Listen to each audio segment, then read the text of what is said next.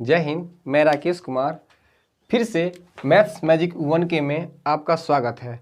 आज हम साइंस के बारे में पढ़ते हैं कि सेल्सियस, फ़ारेनहाइट, केल्विन में जो तापमान होता है उस तापमान पर आधारित कुछ क्वेश्चन होता है और उससे रिलेटिव कुछ फार्मूला है जो आज हम बताते हैं।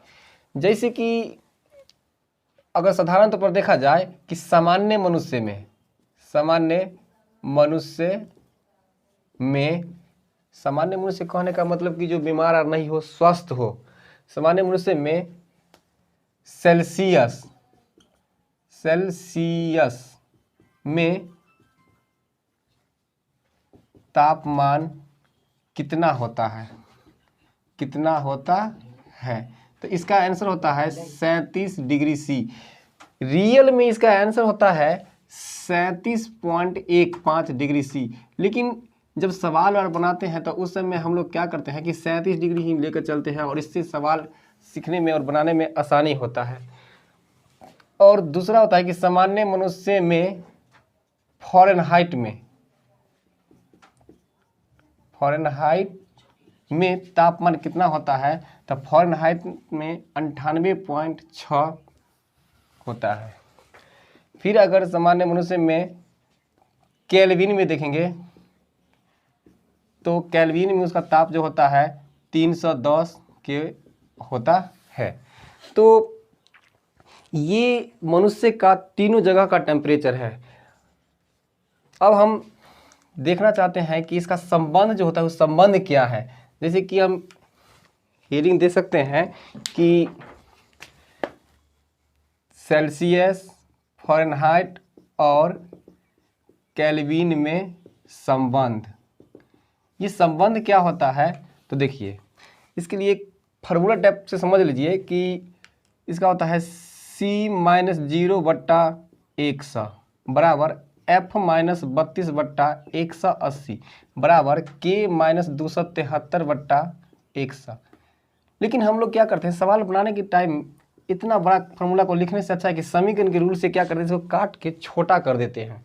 जैसे कि यहाँ पे भी 100 है, यहाँ पे जब ये दोनों को समीकरण के रूल से बराबर करते हैं तो ये 0 से ये 0 कट जाएगा, तो ऊपर में ये 0 का मतलब कुछ नहीं होता है। तो C अब बट्टा इसको काटेंगे तो 5 से और इसको काटेंगे तो 9 से, क्योंकि E0 से E0 खत्म, 5 दूनी 10, 9 दूनी 18। अगर इसका रिलेशन देखते हैं या इसका रिलेशन देखते हैं तो फिर से तीनों बराबर था, तो क्या करते हैं K-273 और इसको काटेंगे, 0 से 0 खत्म, 5 दूनी 10, 9 दूनी 18, यानी कि ये भी 5 आ गया। यानी कि सवाल बनाने के टाइम ना हम इस फार्मूला का यूज करेंगे। अब देखिए, जैसे कि हम क्वेश्चन लेते हैं।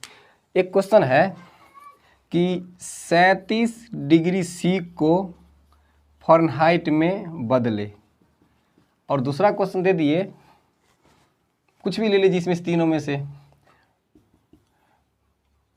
98.6 फ़ारेनहाइट को केल्विन में बदले।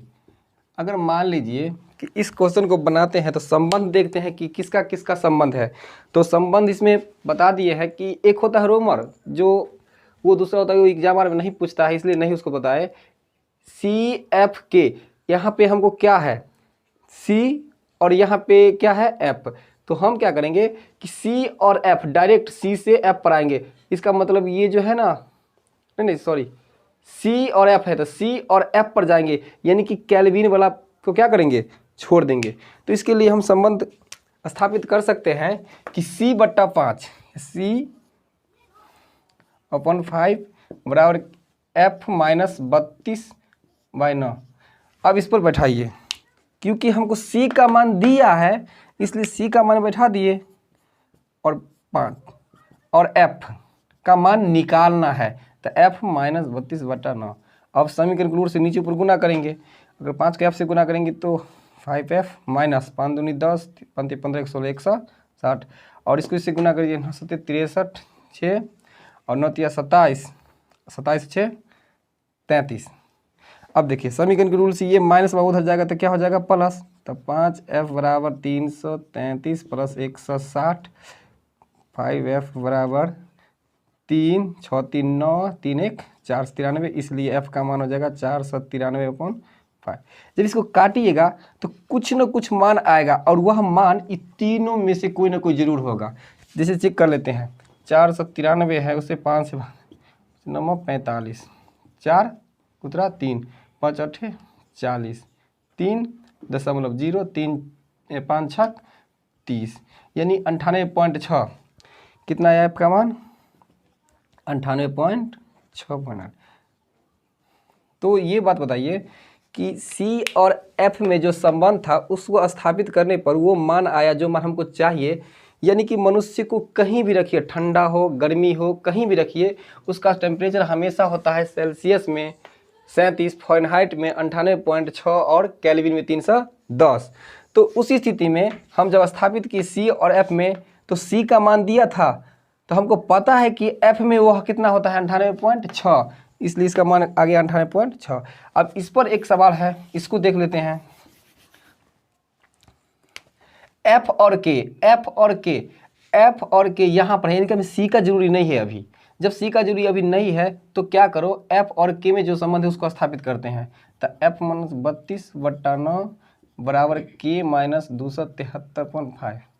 अब न यहाँ कटने वाला है न वहाँ, किसी का नहीं कटने में, तो क्रॉस गुना कर देते हैं। इसको इससे गुना करेंगे तो 5 है, इसको इससे गुना करेंगे 5 दूनी 10, 5 ते 15 16, इसको इससे गुना करो तो 9 के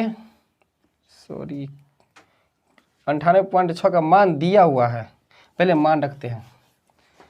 98.6 माइनस 32.9 बराबर K - 273/5। क्योंकि यहाँ पे हमको K का मान चाहिए तो K का मान निकालने के लिए K को रहने दिए और इसको कर दिए। अब इसको क्या करते हैं, हटा देते हैं, तो 6 8 6 9 6 66.6/9 बराबर K - 273.5। अब इसको क्रॉस गुना करते हैं या काट के छोटा करते हैं। काटेंगे तो 10, क्योंकि दशमलव हटता है तो नीचे में एक 10 आ जाता है। 5 से इसको काटते हैं, 5 दूनी 10, 3 से इसको 2 से इसको काटेंगे तो 333 और 9 से इसको काटिए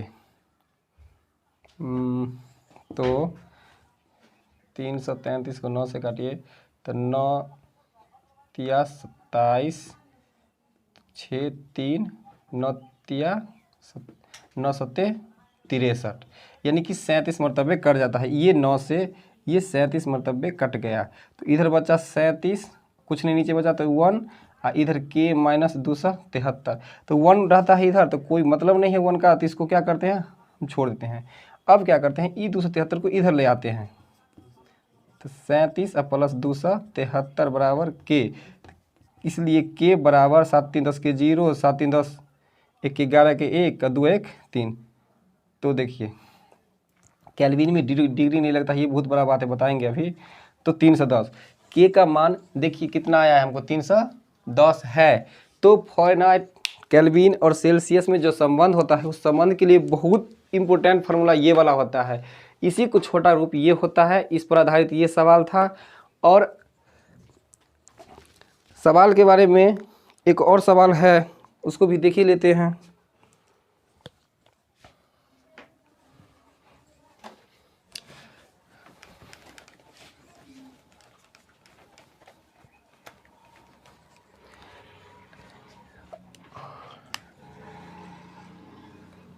अगर हम इस तीनों से रिलेशन छोड़ के अलग कोई क्वेश्चन अगर देखेंगे तो एक होता है क्वेश्चन कि -40 डिग्री C को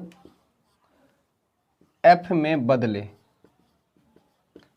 तो इस पर क्या होता है कि दोनों का मान चेक करने के लिए हमको संबंध देखना है C और F का। तो C और F ये वाला, इसलिए इसी वाला फॉर्मूला पर सेट कर देते हैं।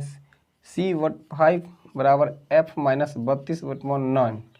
अब इसको इससे गुना करेंगे तो पहले रख देते हैं मान, तो यहाँ C की जगह है -40/5 बराबर F - 32/9। अब क्या करते हैं, शॉर्टकट करते हैं इसको, तो 5 8 40, 8 8 9 72 बराबर F - 32। ये 72 को उधर ले आते हैं, और नहीं तो इसको इधर ले आते हैं तो -72 और ये इधर आएगा तो +32 बराबर f। ये घट गया -40 यानी ये f, इसलिए f का मान आ गया -40। इसका मतलब कि एक ऐसा क्वेश्चन है कि फ़ारेनहाइट और सेल्सियस में दोनों का मान बराबर होता है, वह एक मान है, वह मान है -40 डिग्री C। तो क्वेश्चन आता है कि वह कौन सा मान है जिसका मान सेल्सियस और फ़ारेनहाइट में बराबर होता है, तो वह मान है -40 डिग्री C। तो उम्मीद है कि आप लोग को समझ में आया होगा। तो हम कुछ क्वेश्चन देते हैं आप लोग को, बना करके कमेंट कीजिएगा कि समझ आया कि नहीं आया। चलिए देखिए।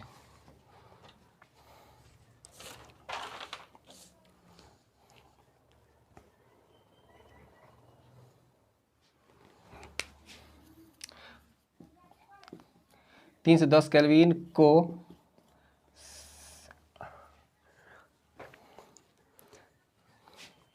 सेल्सियस में बदले। तो आप लोग इसको बनाइएगा और कमेंट कीजिएगा कि इसका आंसर क्या आएगा। और मैं फिर नेक्स्ट वीडियो लेके आता हूँ। जय हिंद।